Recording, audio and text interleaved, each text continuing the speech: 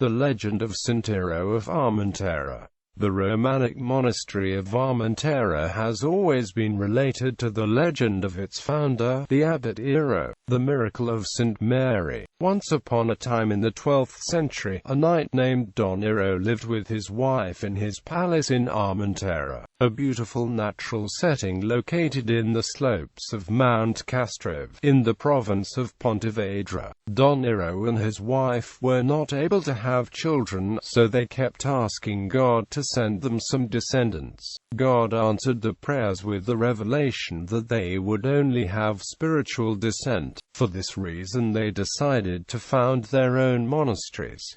Don Ero founded Santa Maria-de Armenteira right there in his lands. He requested help from St. Bernard of Clairvaux, the founder of the Cistercian order, who sent him 4 monks to start the monastery. Years later, he became the abbot of the monastery himself. Ero the abbot was always begging the Virgin Mary to show him just a little vision of what the divine grace would be like. He longed for the day when he would be able to understand the concept of paradise bliss.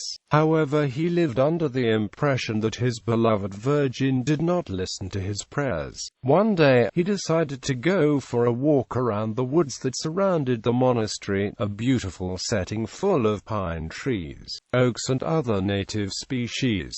He took a rest and sat on a stone.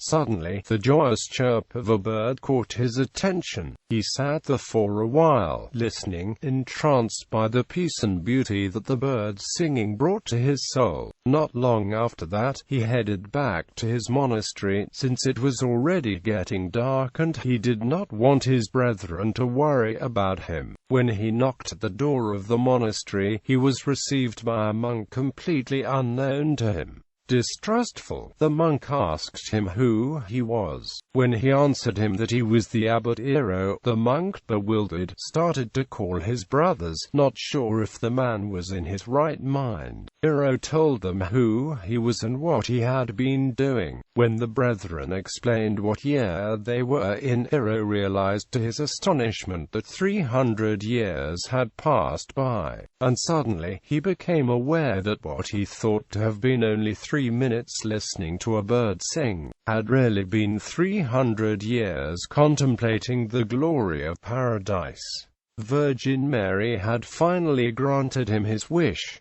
Popularity of the legend. This legend, related to others of similar content related to the Celtic tradition, became really popular in the 13th century when the King Alfonso X the Wise included it in his famous Cantigas to Santa Maria, a recompilation of miracles attributed to Virgin Mary. He dedicated his Cantiga number 103 to the legend of Saint Ero. The great Galician writer Ramon Maria del Valle-Inclán also contributed to spreading the legend by including it in his work, Aromas de Linda, a collection of 14 poems inspired in several Galician traits like scenery, traditions and superstitions.